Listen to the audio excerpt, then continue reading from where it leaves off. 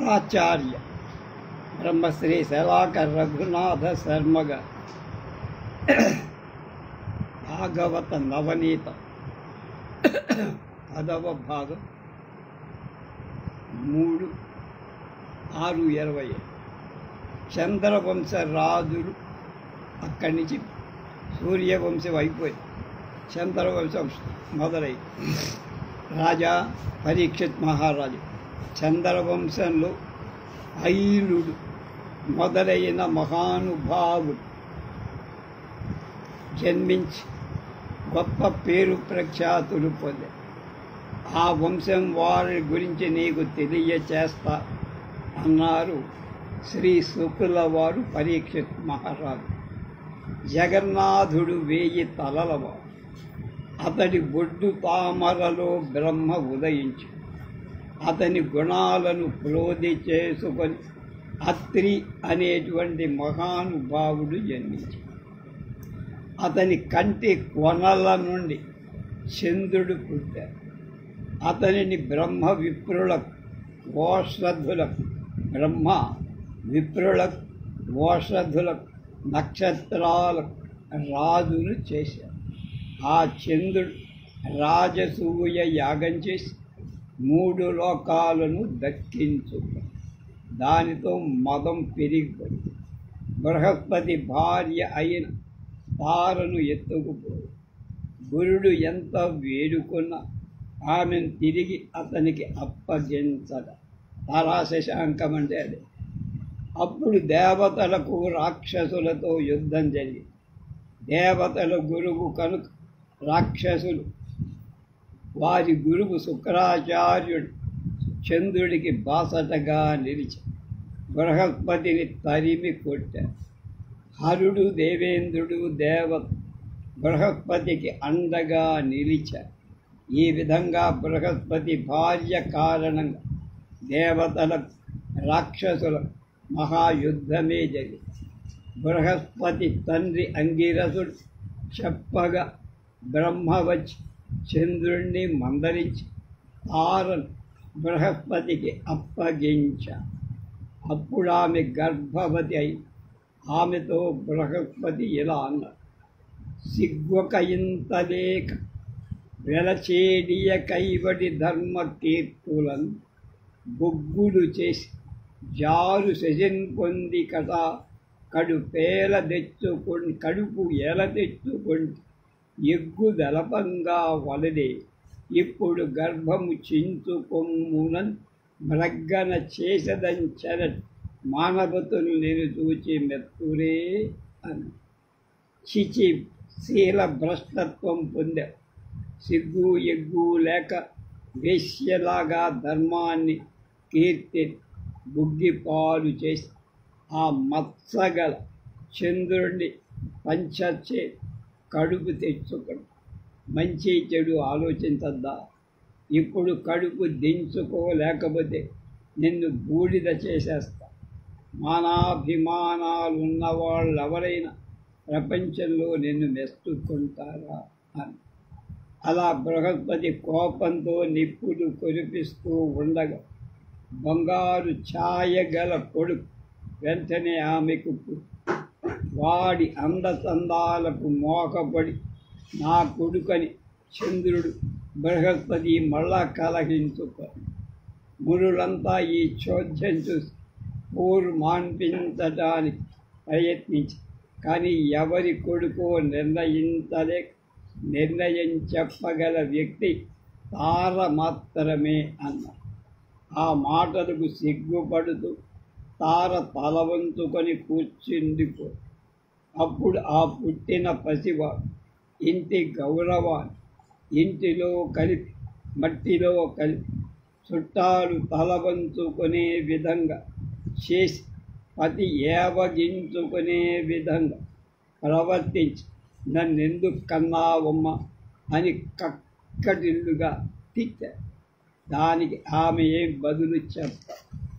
అప్పుడు బ్రహ్మ ఆమెను చాటుగా తీసుకువెళ్ళి చెలువా నీ ఎలసిగ్గువాది గురుడు శీతాంశుడు ఎవ్వడి లలితాకారు కుమారుడన్న అతడు ఎలా దాపని పాడు నీ తలనే పుట్టని వెచ్చనూర్పకము కంతలు కామకులు కాని మాటల నిండేదియు పోదుపో ఉరులతోడని చెప్ప వినిపింపవే అని. అమ్మాయి, కొంచెం సిగ్గు పక్కకు పెట్టి ఈ అందచందాలతో ముద్దు ముద్దుగా ఉన్న ఈ పిల్లవాణ్ణి కన్నవాడు బృహస్పతి గురువ లేక తండ్రి అయి చంద్రుడ? దాపరికం ఇంకా ఎందుకమ్మా? ఇదంతా నీ తలలోనే పుట్టిందా? వేడిగా ఆ నిట్టూర్పులెందుకు? చాలామంది కాంతలు కాముకులే కదా. నిజం పలికితే నీకు పోయేదేం లేదు. నేనెవ్వరికీ చెప్పను, నా చెవిలో ఆ గుట్టు వినిపించు అని. బ్రహ్మగారి ఆ పలుకులు విన్న ఆ పడతి బొంకటానికి భయపడి రహస్యంగా చంద్రుడి కొడుకే అని గొణిగి ఊరుకో. బ్రహ్మ ఆ బాలకు బుధుడు అని పేరు పెట్టి చంద్రుడికి చెవిడి. చంద్రవంశం పురూరవు. ఆ బుధుడకు ఇలా అనే కన్యక పురూరవుడు పుట్టాడు.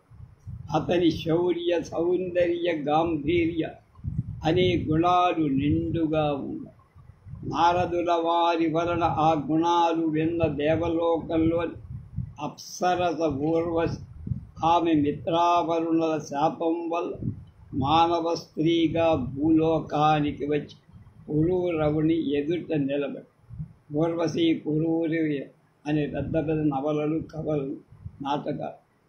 సరసిజాక్షు ముగేంద్రు మధ్యు విశాలవక్షు మహాభుజన్ సురుచిరానన చంద్రమండల శోభితన్ సుకుమారు ఆ పురుషవర్యు పురూరవుంగని పువ్వు తంపర జోదుచే దొరకు విరితూపులన్మది గురిపోవగా భ్రాంతి అయి కళ్ళు పద్మాలు వెక్కిరిస్తున్నట్లుగా ఉన్న నడుము సింహంలా నడుములా విశాలమైన ఛాత్ పొడవైన భుజ ముఖం చంద్రబింబంగా అలరారు చూడ ముచ్చటగా ఉంది. మహాపురుష లక్షణాలని కొట్ట వచ్చినట్లుగా అటువంటి పురూరవుణ్ణి చూసి ఇద్దరి మనసులు మన్మధుడు ఏకం చేశారు. ఇద్దరూ ఒకరి కోసం ఒకరు తాకపడి కొంతసేపటి గుండె దిటవు చేసుకొని పురూరవు, భామ, నన్ను నీకు సమర్పించుకుంటున్నా, నాకు నీ ఆలింగన భాగ్యం ప్రసాదించు అని దీనంగా ప్రార్థించు. అప్పుడు ఊర్వశి, చంద్రవంశపు రాజా, 3 నియమాలతో నేను నీకు వశమవు. నీతో దాంపత్య ధర్మం పొందటం నాకు ఇష్టం. ఇవో ఈ 2 పొట్టేలు పిల్లలు నా బుద్ధు బిడ్డల లాంటి. వాటిని నువ్వు కాపాడాలి, సాగాలి. నాకు మిథున ధర్మ సమయంలో తప్ప దిగంబరంగా ఎప్పుడూ కనపడరా. నేను ఇచ్చే నేటిని నువ్వు ఆరగించ అని పని. పురూరవుడు ఈ నియమాలన్నీ ఒప్పుకున్నాడు. ఇద్దరూ పరమ అనురాగంతో దంపతులై కామసుఖాలు పొందారు. అలా ఉండగా ఒకనాడు దేవలోకలు దేవేంద్రుడు కొలువై ఊర్వశి లేకపోవటం గమనించి, ఊర్వశి లేని మన కొలువు వెలవెల్లబోతోంది, వెంటనే ఆమెను పిలిపించండని భటులను ఆదేశి కొందరు గంధర్వులను ఆమె కోసం పంపారు.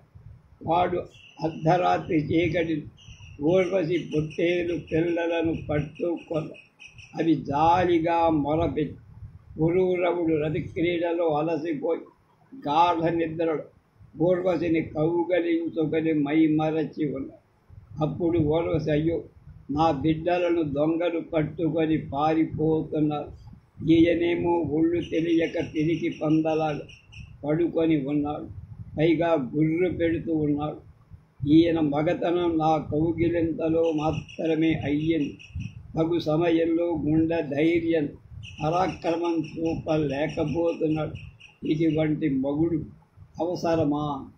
అధముడైన వాని కాలగు కంటే అత్యధికుని కంట దాసియగుటమే అధముడైన వాడి ఆలి అగుడ కంటే అత్యధికుని ఇంత దాసిగా అవటం మేలు.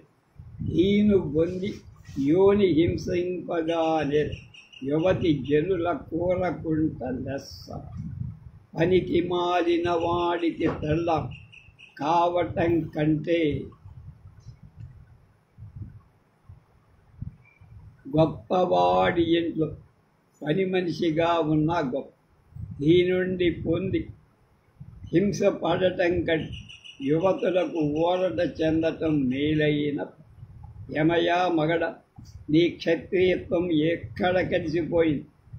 ఆడది మొత్తుకుంటూ ఉంటే పశువులు దీనంగా అరుస్తూ ఉంటే దొంగలు పట్టుకొని శిక్షింపక శవంలా పడి ఉన్నారు.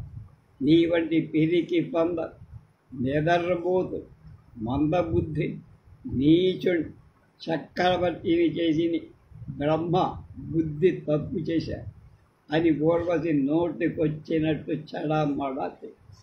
అప్పటి కొంచెం తెలివి తెచ్చుకొని అంకుశంతో పొడబడి మదగజంలా పురూర ఒంటి మీద గుడ్డ లేదనే విషయాన్ని కూడా గమనించకుండా అర్ధరాత్రి దొంగలు పట్టుకొని నరి పొట్టేళ్లను విడిపించుకొని ఊర్వశి దగ్గరకు వచ్చి ఊర్వశికి దిగంబరంగా నిలిచి ఉన్న పురూరవుణ్ణి చూడగా ఏవగింపు కని వెంటనే కనపడకుండా వెళ్ళి పురూరవుడు పిచ్చివాడై తిరుగుతున్నాడు.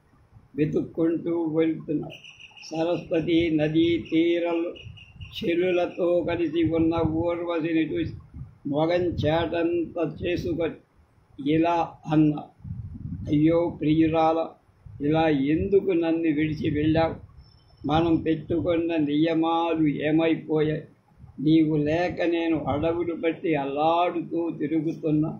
క్రూర మృగాలు నన్ను మింగుతాయి, జారితో నన్ను ఆదుకో అన్నా. అది విని ఊర్వశి, నువ్వు ఆడవాళ్ల చేతిలో కీలు బొమ్మపై పోయావు. పశువులాగా దీనంగా ఇప్పుడు అరుస్తున్నా. నీ వంటి నర్ర పశువు క్రూర మృగాలు కూడా అసహించుబడి అవి ఎందుకు తింటాయని ఇంకా అలా పని. తలపుల్చిచ్చు మాటలు ఉజ్వల సుధాభారం విభుండైన విరుతున్నెచ్చరయంజులను వలపురే విశ్వాసమును లేదు. క్రూరడు తోడున్ ప్రతి అయిన చంపుదురు అధర్మల్ నిర్దయల్ సంచలన్ వెలయాన్ రెక్కడ వారి వేడబం నా వేదాంత సూక్తంబులే. వెలయాండ్ర భావాలు చిచ్చులాగా అగ్నిలాగా, మాటలు అమృతపు సోనలాగా. మన్మధుడు మగడైనా మెచ్చుకో. ఇంకా ఇతరుల సంగతి చెప్పేదేమి? వాళ్ళ మనస్సులో విశ్వాసం ఆవగిందంతా కూడా ఉంది. వారి కరుకు గుండె ఎటువంటిదంటే తలచుకుంటే భర్తనైనా చిత్రవధ చేస్తారు. వారి కళ్ళబొల్లి మాటలు వేదాంత సూక్తులా. తలపుల్చిచ్చులు మాటలు ఉజ్వల సుధాభార విభుండైన విరుతున్నెచ్చర అన్యులన్ వలతురే విశ్వాసములే. క్రూరలు తోడున్ పతినైన చంపుదు అధర్మల్ నిర్దయల్ చంచలల్ వెలయాన్ రెక్కడ వారి వేడబం లా వేదాంత సూక్తంబులే. రాజా, ఇంకొక ఏడాది గడిచిన తరువాత నువ్వు నా దగ్గరికి రా. అప్పుడు మంచి లక్షణాలు గల నీ కొడుకులు నీకు ఇస్తా. ఇప్పుడు జంకు గొంకులు లేని వాడవై నీ కోపకు వెలుపు అని మొగం వాచేట్లుగా చివాట్లు పెట్టి పురూరవుడికి కొంచెం తెలివి కలిగి ఆమె గర్భవతి అయి ఉందని తెలుసుకొని అనుమానం లేనివాడై తన పురం చేరాడు. పురూరవుడి మహిమ.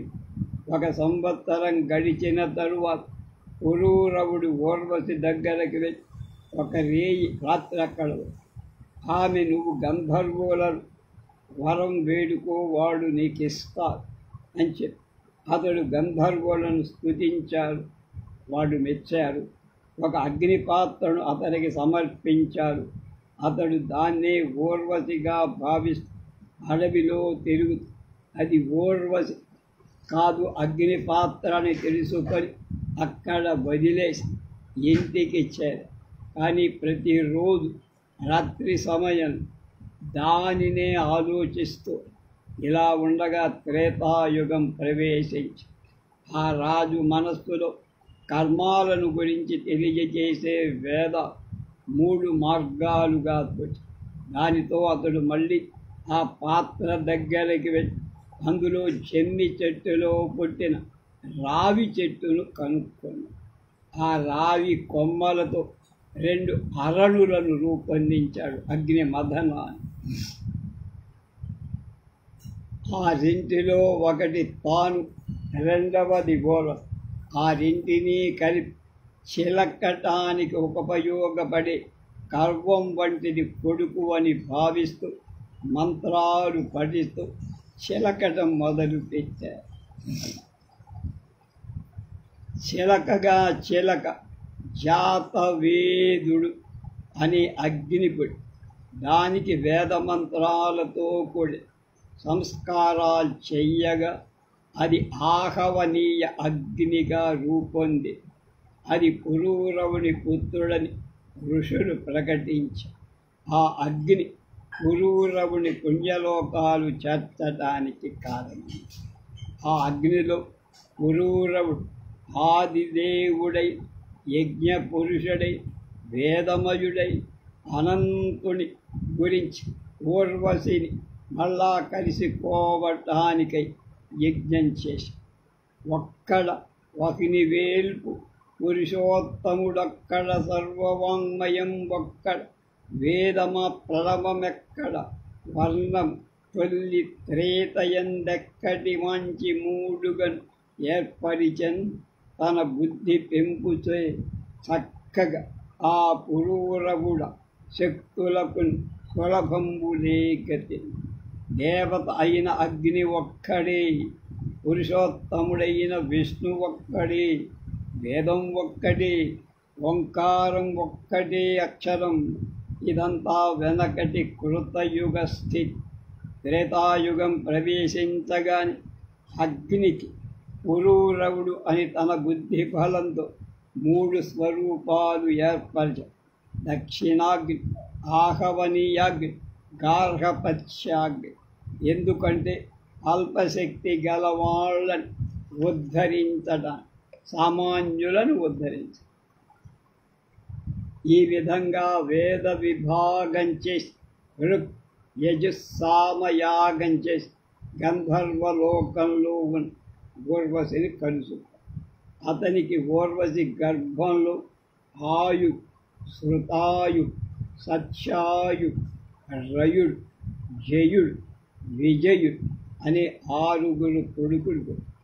పురూరవుని వంశ పురూరవుని కొడుకైన శృతాయువుకి వసుమంతుడు, సత్యాయు శృతంజయుడు, రయుడికి శృతుడు, ఏకుడు అనే 2 కొడుకు. జయుడికి అమితుడు, విజయుడికి భీముడు పుత్రుడు. భీముడి పుత్రుడు కాంచనుడు, అతడి కొడుకు హోత్రకు, అతడి కొడుకు జహులకు. అతడే గంగా ప్రవాహాన్ని పుట్టినబెట్టిన మహర్షి. అందువల్లే గంగ జాహ్నవి అయి. అతని కుమారుడు పూరుడు, బలాకుడు వాడి కొడుకు. అతడి సుతుడు అధ్యకుడు, అతడి కొడుకు కుషుడు. కుషుడకు కుశాంబుడు, మూర్తయుడు, వసువు, కుశనాభుడు అని 4 కొడుకులు. కుశాంబుని కొడుకు గాధి. గాధి రాజ్యం చేస్తూ ఉండగా రుచీకుడనే బ్రాహ్మణుడు అతని కుమార్తె సత్యవతి తనకు భార్యగా ఇమ్మని అర్థించి గాధి అతడు తన కుమార్తె ఈడుగా లేదని భావించి ఇవ్వనని చెబితే నిగనిగలాడి తెల్లని శరీరం, నల్లని చెవులు గల 1000 గుర్రాలను శుల్కంగా సమర్పిస్తే ఇస్తానన్నాడు. ఆ విప్రుడు వరుణుని అనుగ్రహంతో అలాంటి గుర్రాలు సంపాదించి సత్యవతిని భార్యగా చేసుకున్నాడు. మామగారికి సత్యవతి ఆమె తల్లి కొడుకుల కోసం రుచికుణ్ణి ప్రార్థించి అతడు విప్రరాజ మంత్రాలకు 2 చెరువులు హోమం చెయ్యటానికి వండిన అన్నం చెరువు రూపొందించి స్నానం కోసం నదికి వెళ్ళి సత్యవతి కూతుర్ని అమ్మా నీ కోసం ఏర్పాటు చేసిన చెరువు నాకు, నాది నువ్వు తీసుకో అని బతిమాడు. కూతురు తల్లి కోరిక సాధనలేక అలాగే అందులో బ్రహ్మ మంత్రాలతో కల్పించింది తనది, క్షత్ర మంత్రాలతో కల్పించింది తల్లి. కాగా అవి తారుమారై వాళ్ళిద్దరూ వాటిని భుజించారు. ఆ వేద ప్రసాదం రుచిక మహర్షి ఇంటికి వచ్చి దివ్య దృష్టితో అర్థం చేసుకు, నీకిచ్చిన చరువును మీ అమ్మకెందుకు ఇచ్చావు? ఆమె చరువును నీవేళ పుచ్చుకున్నావు? అలా తారుమారవటం చేత నీకు క్రూరాత్ముడైన కొడుకు కొడత, మీ అమ్మకు బ్రహ్మజ్ఞాన సంపన్నుడైన కొడుకు కొడత అని చెప్పి తప్పు తెలుసుకొని సత్యవతి కాళ్ళా వేళ్ళాపడి అనుగ్రహం పొంది ఆయన ప్రసన్నుడై నీ కొడుకు క్రూరుడు కాడులే, కొడుకు ఆ లక్షణాలు వస్తాయని వరమిచ్చారు. ఆ సత్యవతి పతి అనుగ్రహం వల్ల జమదగ్ని అనే కుమారుడు పుట్టి తర్వాత సత్యవతి కౌశికి అనే నది అయి లోకపావని అయి ప్రవహించి ఆ జమదగ్ని రేణువు కూతురైనటువంటి రేణుకను పెళ్లి చేసుకొని వసుఘనుడు మొదలైన వసుమనుడు అని మొదలైన కుమారులను పొందారు. పరశురాముడి చరిత్ర.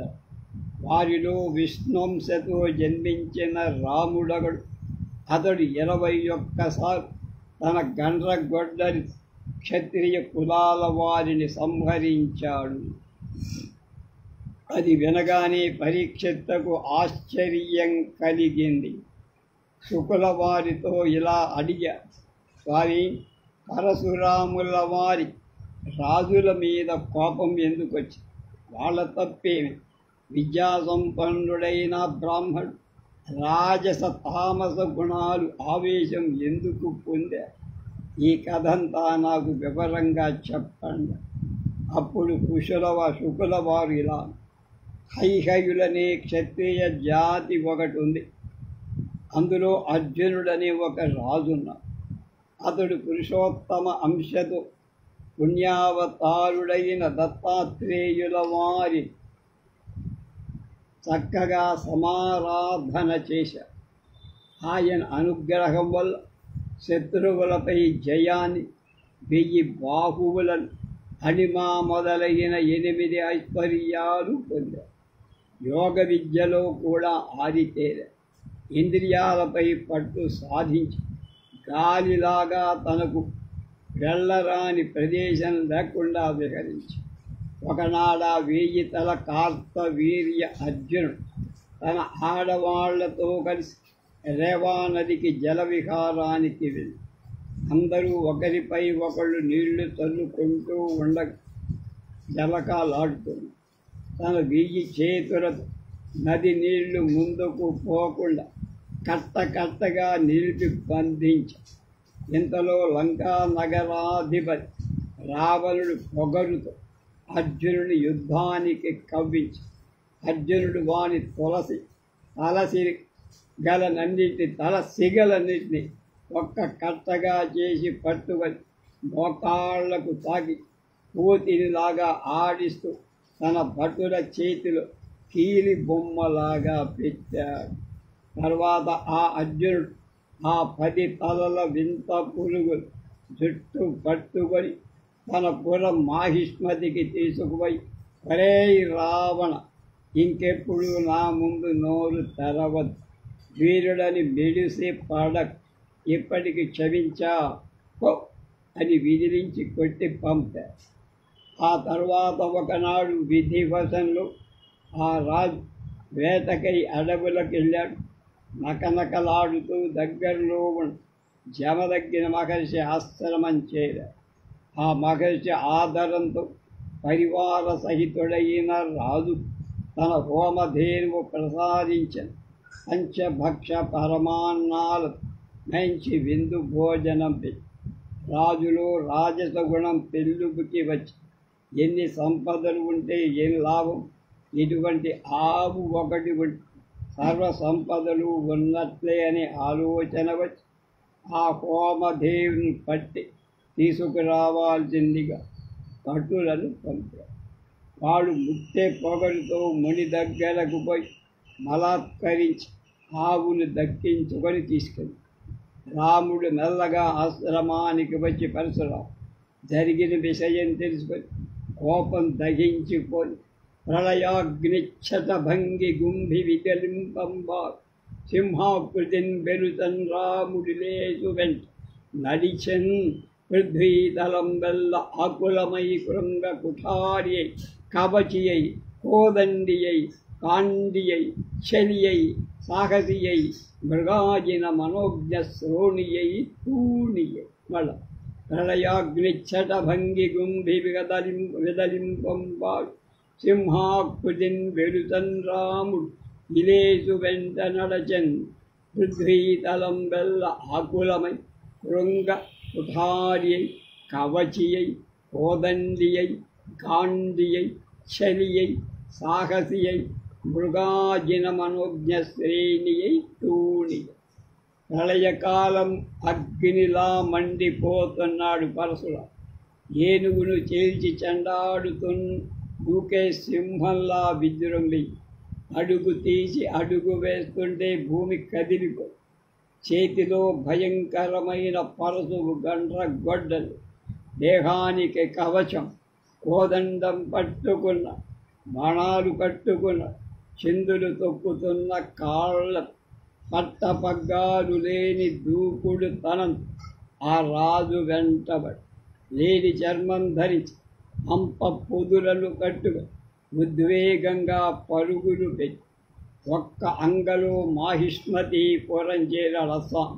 క్రోధాగ్నికి ఆకారం వచ్చిందా అన్నట్టు ఉన్న ఆ పరశురాముణ్ణి చూశాడు కార్తవీర్యుడు.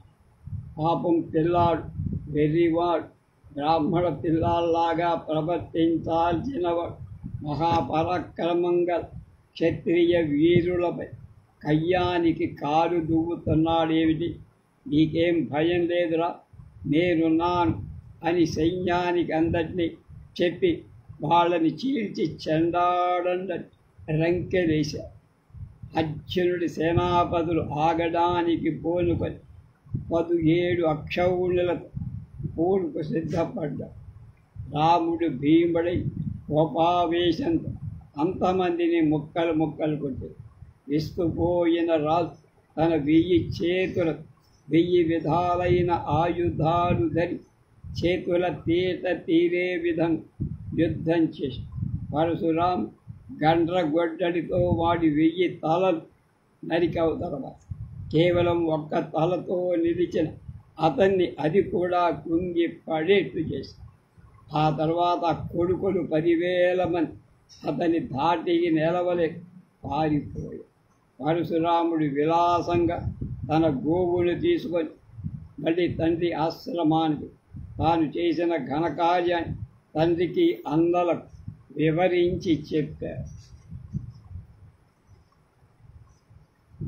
జమదగ్గిన మహర్షికి మనస్సు చివుక్కుమని కలవేల్పులల్ల తమ తమ చెలువంబులు తెచ్చి రాజు చేయుదురు అకట ఐలు వేల్పు రాజు వారి జలమున నిట్లేల చలమున ఇట్లేల పోయి చంపితి పుత్ర అని. కొడుక, రాజంటే విష్ణువురా, నా విష్ణు పృథ్వీపతి అంటారు.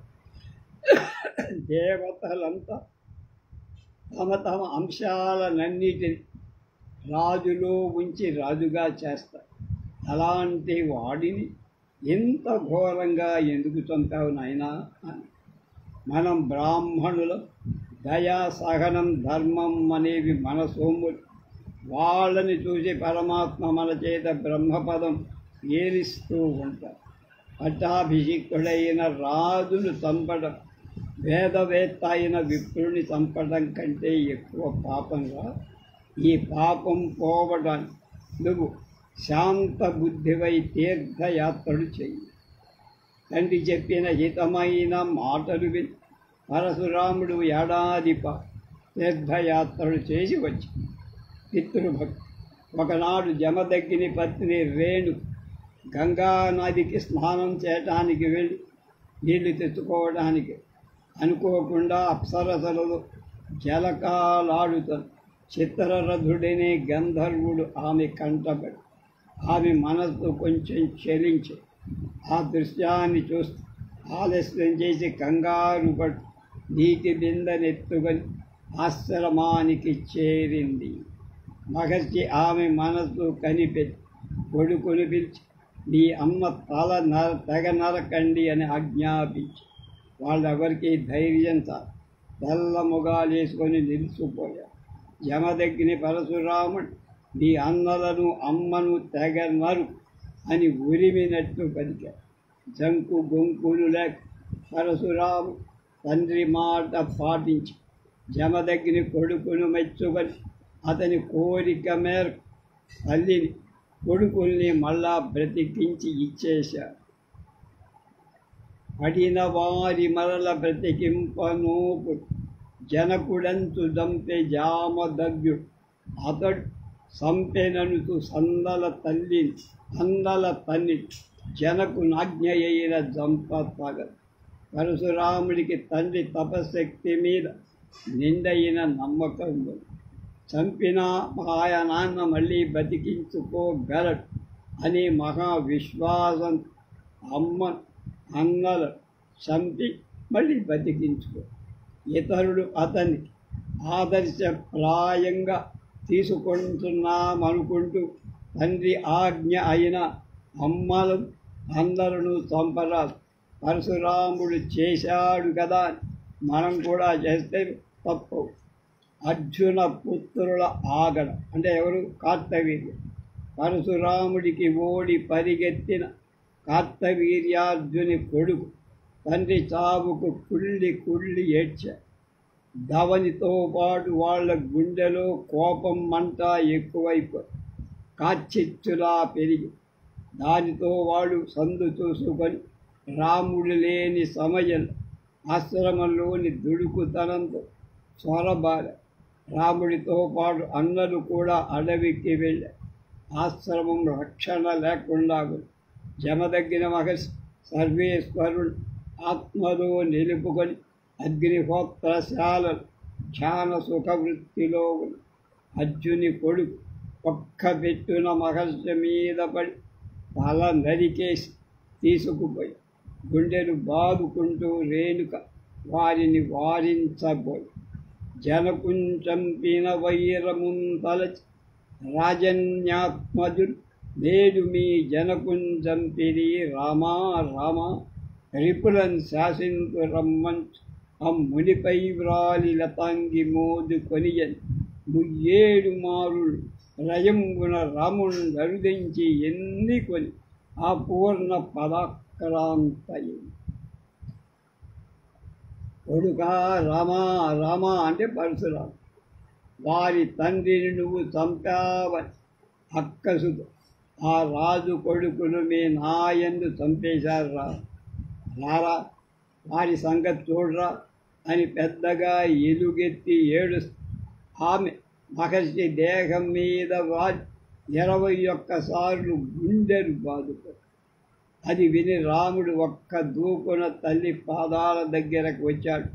తక్కిన కుమారుడు కూడా పరుగున వచ్చి పరమ దీనంగా ఏడుస్తూ అయ్యో నాన్నగారు, నీ కొడుకుల తోడు లేకుండా గుమ్మమైన దాటని మీరు రాకుమారుల క్రౌర్యానికి బలై స్వర్గానికి వెళ్ళారా అని శోకించారు. అప్పుడు అన్నలను చూసి రాముడు ఇలా అన్నాడు, ఏడువ నేల తండ్రి తనువే మరకుండు తోడులార నే ఊడిద తీర్చనంతు సూడిద తీర్చునంతు పరసజ్యుతి భీముడు రాముడు ఉగ్రుడై ఓడ అర్జునాత్మభవులున్న పురంబున కేగి చొచ్చి కోడాడగబడి చంపెబడి అర్జున జాతుల బ్రహ్మఘాతుల అన్నలారా ఏడవకండి నాయన గారి దేహాన్ని భద్రంగా కాపాడుతూ ఉండండి. ఘోరమైన అపరాధానికి ప్రతీకారం తీర్చుకొని వస్తా అని గొడ్డలి కాంతులు ధగధగలాడుతూ ఉండగా జంకు గుంకు లేకుండా కార్తవీర్యార్జుని వరంలోకి దూసుకుపోయి పురంలోకి బ్రహ్మహత్య చేసిన పాపాత్ములు ముక్కలుగా నరికి పోగులు పెట్టారు.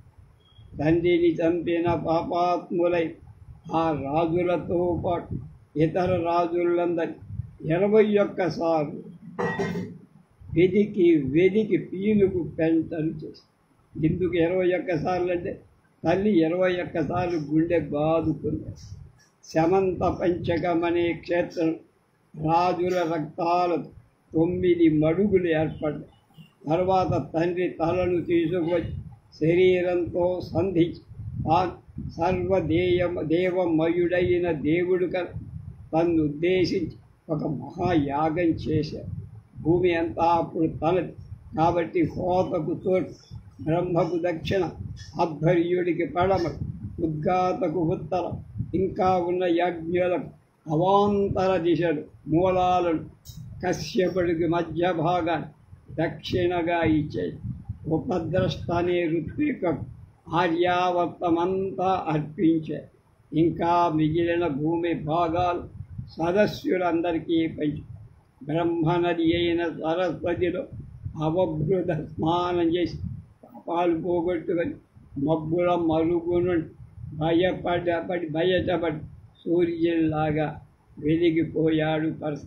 అందుకనే ఇవాళ భారతదేశం మొత్తం మీద బ్రాహ్మణ జాతికి ఏకైక వీరుడు ఆరాధ దైవం రాముడు కాదు, కృష్ణుడు కాదు, పరశురాముడిగా పిలుస్తారు. ఆ జమదగ్ని మహర్షి ఆప్తుడైన కుమారుడి వల్ల మళ్ళా దేహాన్ని కొని తపశక్తితో సప్తర్షి మండలంలో స్థానం సంపాదించుకొని వెలుగుతున్నారు. జమదగ్ని కుమారుడైన పరశురాము రాబోయే మన్వంతరంలో సప్తఋషులలో ఒకడై ప్రకాశిస్తుంది. ఇప్పుడు ఆ మహాత్ముడు శాంత చిత్తంతో తగులాలన్నిటినీ తెంచుకొని బంధాలు మహేంద్ర పర్వతం మీద తపస్సు చేసుకుంటుంది.